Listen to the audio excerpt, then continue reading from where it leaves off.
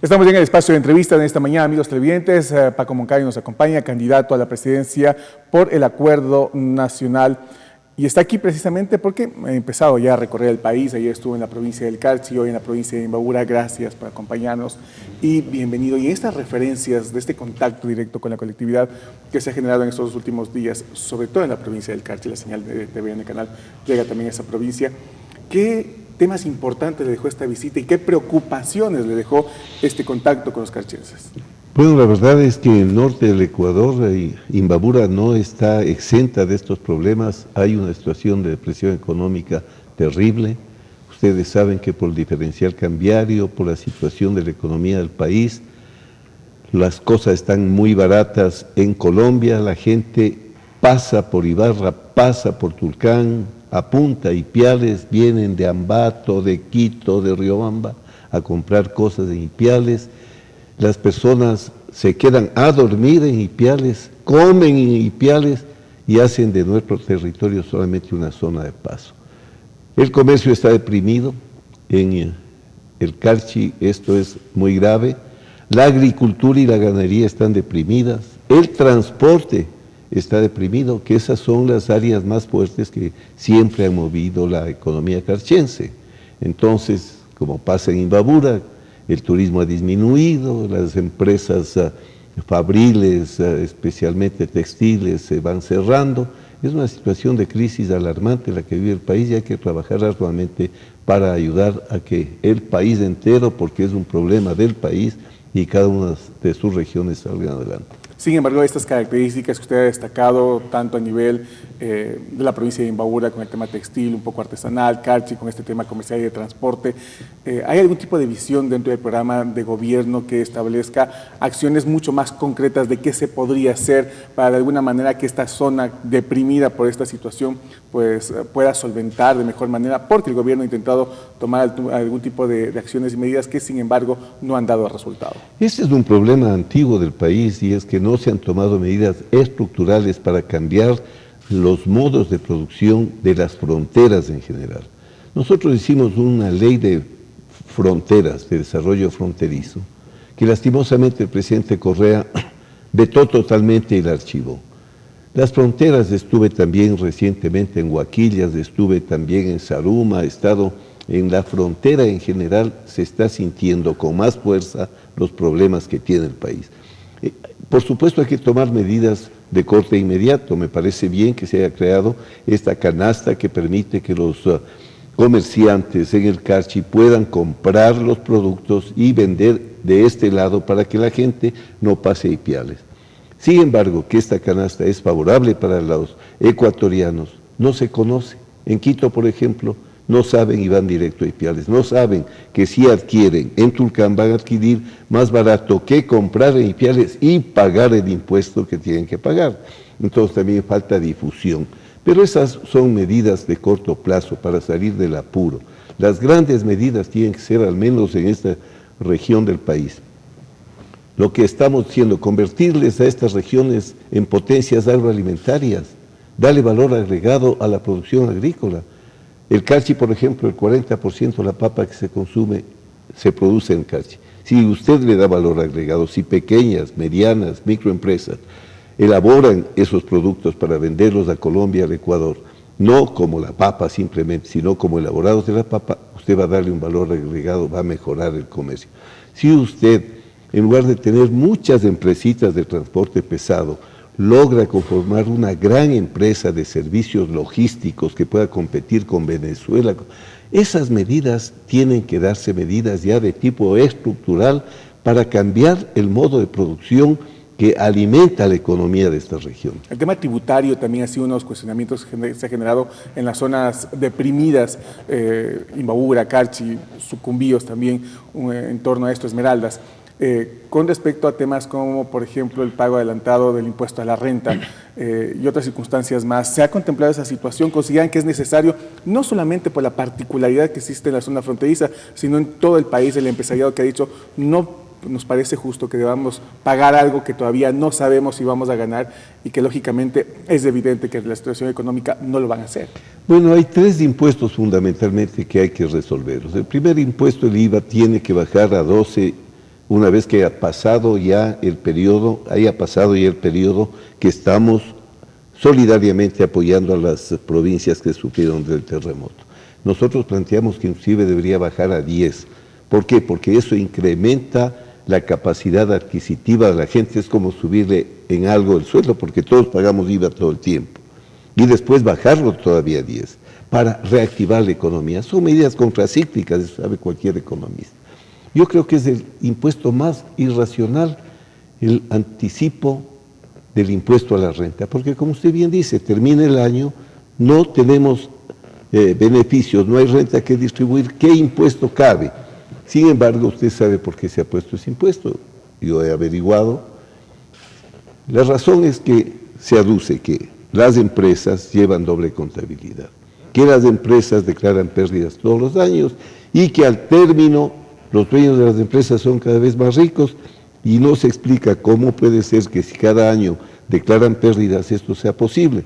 Por eso yo estoy planteando que ese impuesto puede suprimirse, pero debe haber un pacto, ese sí un pacto ético, empresas-gobierno, para evitar la elusión, la evasión de los impuestos, que tampoco es algo que pueda aceptarse. Y el impuesto a la salida de las divisas también es un impuesto que no tiene sentido, que no sea corregir un poco la balanza comercial, porque al sacar usted dinero para importar, entonces disminuye un tanto las importaciones, hace más o menos lo que hacen las famosas salvaguardias.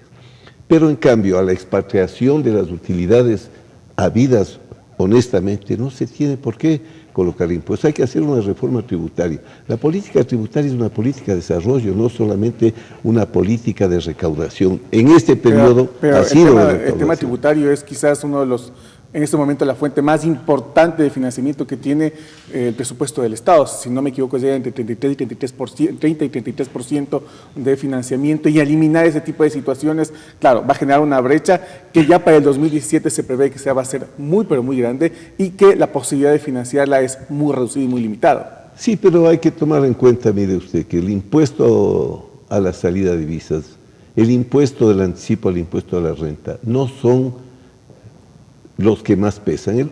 Usted habla del anticipo de 1.090 millones, que un presupuesto de 30.000 millones o un PIB de 100.000 millones no es realmente el impuesto. Los impuestos fuertes son el IVA, el impuesto a la renta, no el anticipo, el impuesto a la renta y el impuesto a los consumos especiales. Si usted maneja adecuadamente estos impuestos, no tiene problemas para financiar, porque como usted dice, gastos permanentes se financian con ingresos permanentes. Gastos permanentes son los de educación, salud, bienestar. Eso usted no puede cortar. Los ingresos permanentes son los de los impuestos. Entonces, una política tributaria que sustente sin matar la producción, porque usted está matando la gallina a los huevos de oro. En el tema de la crisis económica, ¿cómo se prevé? Varios analistas señalan que el Ecuador tiene dos opciones: o tomar medidas fuertes como, por ejemplo, eliminación de los subsidios para salir de la crisis en un periodo de 2 años, o tomar otro tipo de medidas graduales, no tan de impacto, pero la proyección de poder solventar la crisis que vive el país son en 4 años. Es decir, independientemente de la visión, de que sea inmediata o que sea a largo plazo, se tiene que tomar, el próximo gobierno tiene que tomar medidas económicas muy, pero muy fuertes y complicadas. ¿Comparte usted esa visión? Mire, hay que tomar medidas racionales. Las medidas de shock son adversas al desarrollo. Si usted viene a cortar los gastos de una manera dramática, corta la demanda. Si corta la demanda, por ejemplo, tenemos exceso de empleados, vamos a cortar los empleos, dejan de comprar los que pierden los empleos.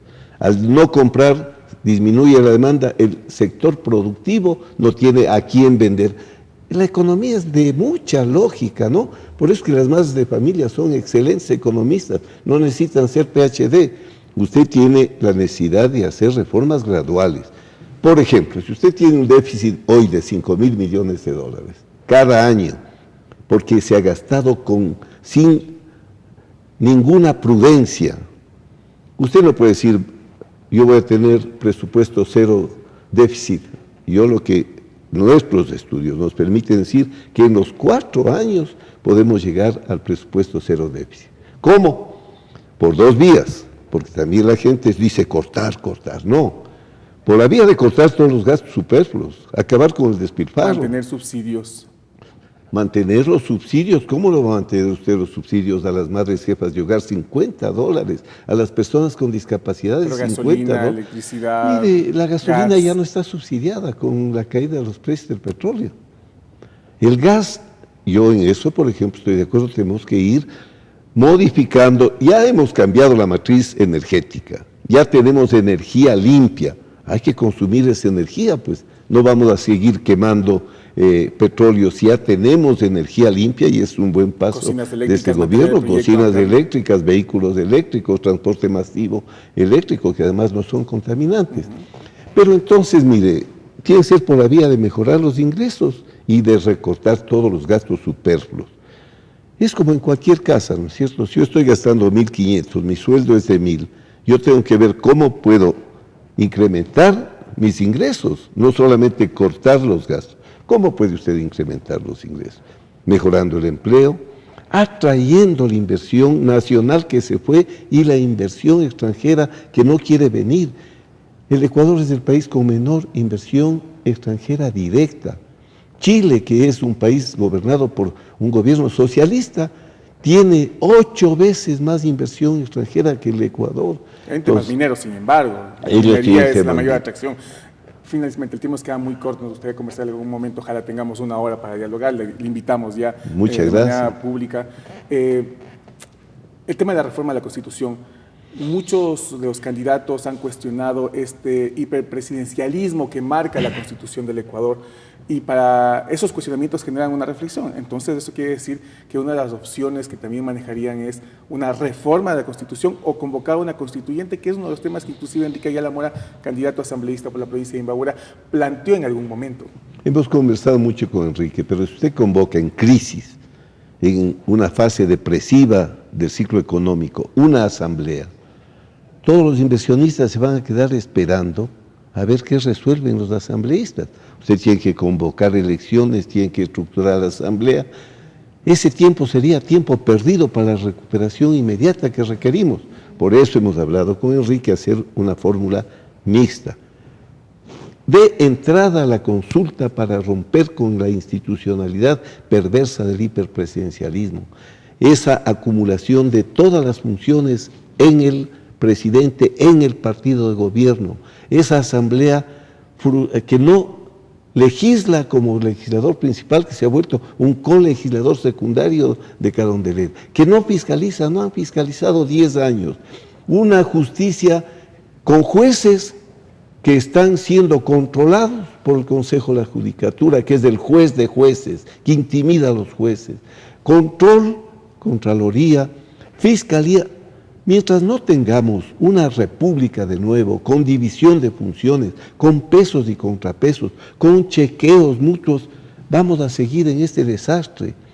Toda la crisis se debe en gran medida a que no hay controles, que el Ejecutivo pueda hacer lo que quiere. Y cuando se equivoca, como se ha equivocado, ¿quiénes pagamos? Todos los ecuatorianos. Con la denuncia de Odebrecht y los 33 millones de dólares. Mire usted, es que todo es opaco. ¿Por qué la crisis de Petroecuador? Porque en el directorio de Petroecuador cambiaron la ley de empresas, con esta ley de empresas públicas, el delegado del presidente, el ministro puesto por el presidente y el delegado desempleado.